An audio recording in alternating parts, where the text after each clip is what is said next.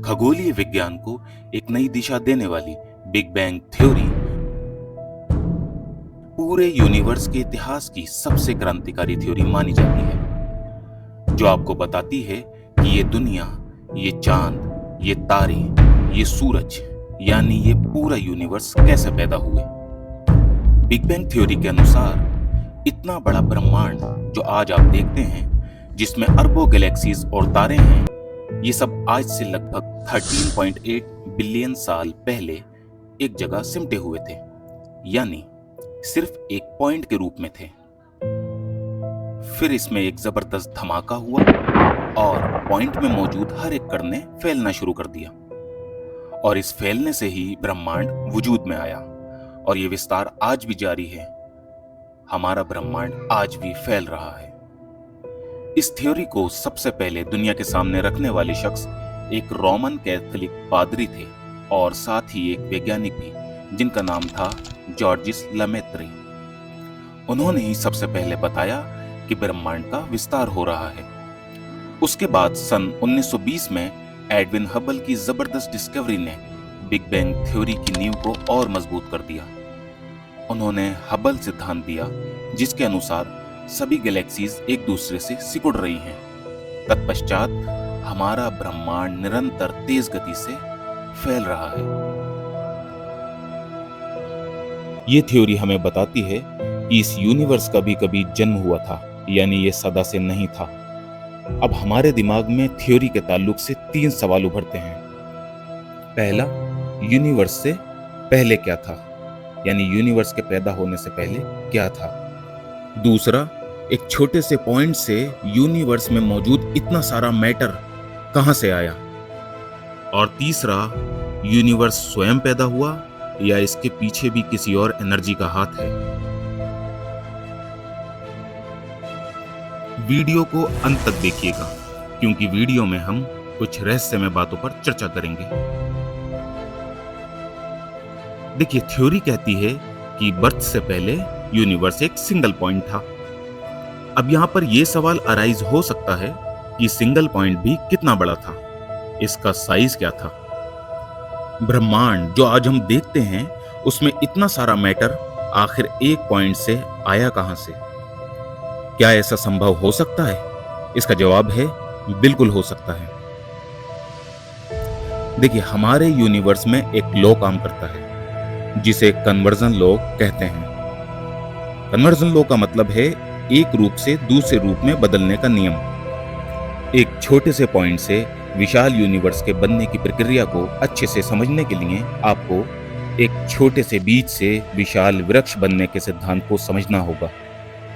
आपने एक छोटा सा बीज लिया और उसे मिट्टी में बोकर छोड़ दिया, और सारी प्रक्रियाओं और सिद्धांतों के मुताबिक बीज वृक्ष बन गया।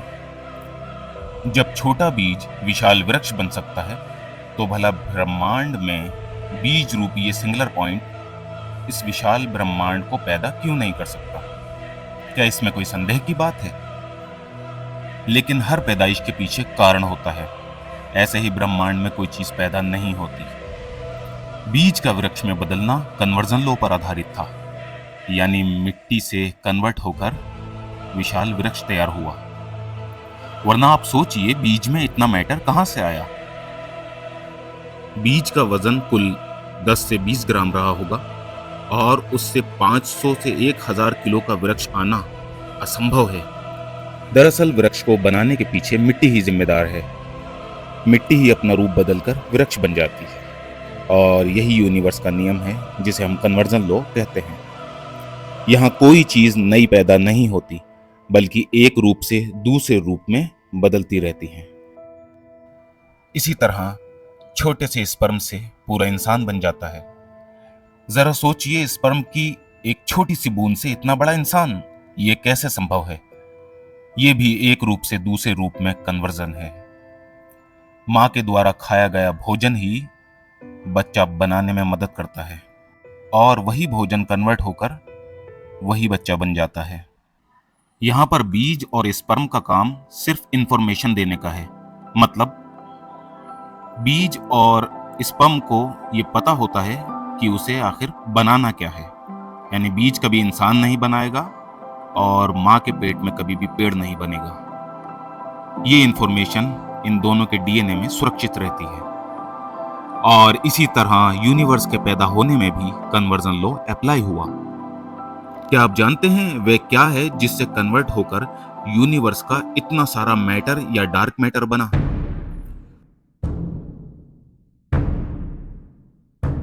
वे भी एक तरह की एनर्जी है, और ये एनर्जी ही है जो पूरे ब्रह्मांड को निर्मित करती है और चलाती है।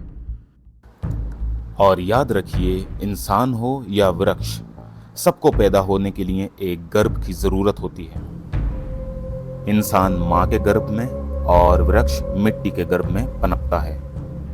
इसलिए सिंगुलर पॉइंट से ब्रह्मांड बनने की प्रक्रिया भी किसी न किसी गर्भ में अवश्य हुई होगी। ये गर्भ किसका था? यानी जब कुछ नहीं था तब भी कुछ था। वे पॉइंट जिससे पूरा ब्रह्मांड बना कहीं ना कहीं तो स्थित रहा ही होगा। वे एक अदृश्य यूनिवर्स में स्थित था जिसे हम मदर यूनिवर्स कहते हैं।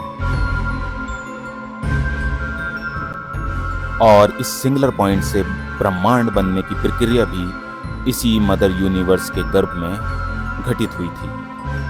और इतना जान लीजिए कि ये मदर यूनिवर्स ना तो मैटर है, ना डार्क मैटर, और ना ही डार्क एनर्जी, क्योंकि ये तीनों ही चीजें बिग बैंग के बाद अस्तित्व में आईं। इस मदर यूनिवर्स से ऊर्जा पाकर इसके गर्भ में एक असीम धमाका हुआ और एक नए ब्रह्मांड रूपी शिशु का जन्म हुआ। और ये ब्रह्मांड रूपी शिशु बच्चे की तरह ही बढ़ रहा है और बढ़ता ही चला जा रहा है, और एक वक्त आएगा जब वे बूढ़ा होकर मर भी जाएगा। अब एक रहस्यमय बात और जान लीजिए, बिग बैंग के बाद सिर्फ ब्रह्मांड का ही जन्म नहीं हुआ, बल्कि अंधकार और प्रकाश का भी जन्म हुआ। उससे पहले ना तो प्रकाश था और ना अंधकार, क्योंकि जब ब्रह्मांड ही नहीं था तो प्रकाश वाली कोई भी चीज होना असंभव है, क्योंकि प्रकाश के स्रोत सूर्य, तारे इत्यादि ही तो हैं। आपके दिमाग में आ सकता है कि जब प्रकाश नहीं था तो जाहिर सी बात है अंधेरा ही होगा। तो मैं आपको बता दूं कि अंधेरा और रोशनी दो इंडिविजुअली चीजें नहीं हैं, बल्कि अंधेरा कोई चीज नहीं है। प्रकाश का ना होना ही अंधेरा कहलाता है। तो जब कोई चीज होती है तो उसके विपरीत भी एक चीज जरूर होती है। जैसे दिन का विपरीत रात। रात का मतलब क्या है? दिन का ना होना। इसी तरह अंधकार का मतलब क्या है? प्रकाश का ना होना। तो जब प्रकाश नहीं तो अंधेरा होने का कोई सवाल ही नहीं। प्रकाश है तो अंधेरा है, और प्रकाश नहीं है तो अंधेरा नाम की कोई चीज नहीं होती। क्योंकि जब आप किसी इंसान को कहते हैं कि ये इंसान अच्छा है, इससे आपका क्या मतलब है? इससे आपका मतलब है कि कुछ बुरे इंसान भी मौजूद हैं, वरना अगर सारे ही अच्छे होते तो कुछ अच्छा कहने का किसी को सवाल ही नहीं होता। तो जब कोई विपरीत टर्म आती है तभी कोई टर्म अपने आप में कोई वजन रखती है। तो जब प्रकाश ही नहीं था तो अंधकार होने का क्या मतलब? तो इसलिए प्रकाश और अंधकार दोनों का वजूद नहीं था। अब बिग बैंग घटित होने के लगभग 380,000 साल बाद जब इलेक्ट्रॉन और प्रोटॉन आपस में टकराए तो हाइड्रोजन बना, और इसी की वजह से प्रकाश का जन्म हुआ। ब्रह्मांड का एक और नियम है, जो चीज पैदा हुई है उसे खत्म भी होना है। तो क्या हमारा यूनिवर्स भी खत्म हो जाएगा? अगर लॉ की बात करें तो जरूर खत्म होगा। यहाँ हर चीज पैदा होती है, कुछ वक्त जीती है और फिर मर जाती है। इसी लॉ को लाइफ साइकिल कहते हैं। अब सवाल यह है कि खत्म कैसे होगा? देखिए, आप जानते हैं कि पूरा यूनिवर्स 3 तरह के पदार्थों से मिलकर बना है। पहला नॉर्मल मैटर, दूसरे डार्क मैटर, और तीसरी है डार्क एनर्जी। और ये तीनों ही फॉर्म्स पार्टिकल से मिलकर बनी हैं, और ये पार्टिकल्स आपस में स्ट्रॉन्ग फोर्सेस के द्वारा जुड़े रहते हैं, और जुड़कर ही ये पूरा यूनिवर्स बनाते हैं। ये स्ट्रॉन्ग फोर्सेस ही पूरे यूनिवर्स को एक तरह की दृढ़ता प्रदान करते हैं। माना जाता है कि ये डार्क एनर्जी ही है जो यूनिवर्स को एक्सपेंड कर रही है। कुछ ऐसा होगा जिसकी वजह से यूनिवर्स में मौजूद इन पार्टिकल्स के बीच के फोर्सेस ढीले पड़ जाएंगे और एक बार फिर से मैटर, डार्क मैटर आदि से तैयार हुआ ये यूनिवर्स फोर्सेस के समाप्त होते ही बिखर जाएगा और पूरा ब्रह्मांड अस्त व्यस्त हो जाएगा। ये वही फोर्सेस हैं जिन्होंने पूरे ब्रह्मांड को दृढ़ता दी है। तो भला इन फोर्सेस के बिखरते ही ब्रह्मांड कैसे खड़ा रह सकता है? पूरा ब्रह्मांड धुआं बनकर रह जाएगा। ये ऐसा ही है जैसे अगर इंसान के बॉडी के अंदर के सेल के बीच में जो फोर्सेस हैं वो खत्म हो जाएं तो पूरा इंसान बिखर कर रह जाएगा और खत्म हो जाएगा। सवाल है कि क्या यूनिवर्स के पैदा होने के पीछे कोई मकसद है या बेवजह ही? मकसद तो है और बहुत बड़ा है। उसी बिग बैंग की वजह से हमारी अर्थ वजूद में आई और उसी अर्थ की वजह से आज आप और हम हैं और बिग बैंग की स्टडी इतने ध्यानपूर्वक कर रहे हैं। इससे बड़ा और अच्छा मकसद भला क्या हो सकता है? बिग बैंग एक जबरदस्त घटना थी।